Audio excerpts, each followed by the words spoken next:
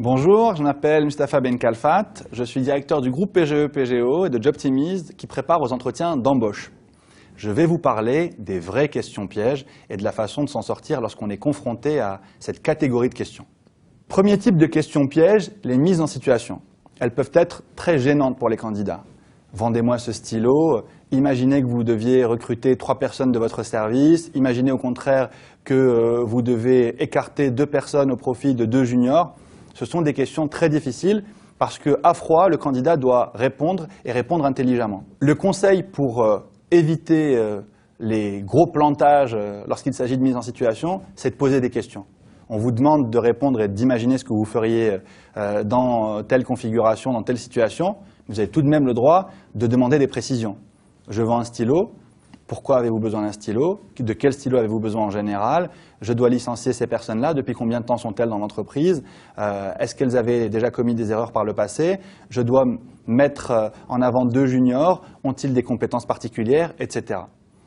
La mise en situation suppose de comprendre ce qu'est la situation pour pouvoir répondre intelligemment. Plus grave, certaines questions indiscrètes.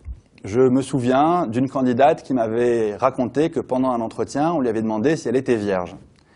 Alors, bravo au recruteur pour la finesse et le tact dont il a fait preuve, mais en tout cas, la candidate très intelligente a répondu qu'elle était bélier, ce qui lui fait donc 2 qualités. D'abord son intelligence évidemment, et puis toutes les qualités autres que l'on retrouve chez les béliers. Je suis moi-même né le 30 mars.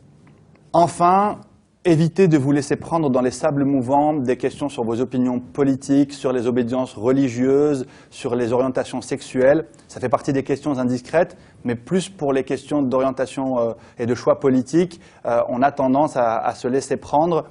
Il faut voter en touche, on n'est pas là pour savoir pour qui vous votez. D'ailleurs, dans l'isoloir, personne n'est censé vérifier ce que vous mettez dans l'urne. Donc attention, vous avez le droit au respect de cette partie privée de votre personne.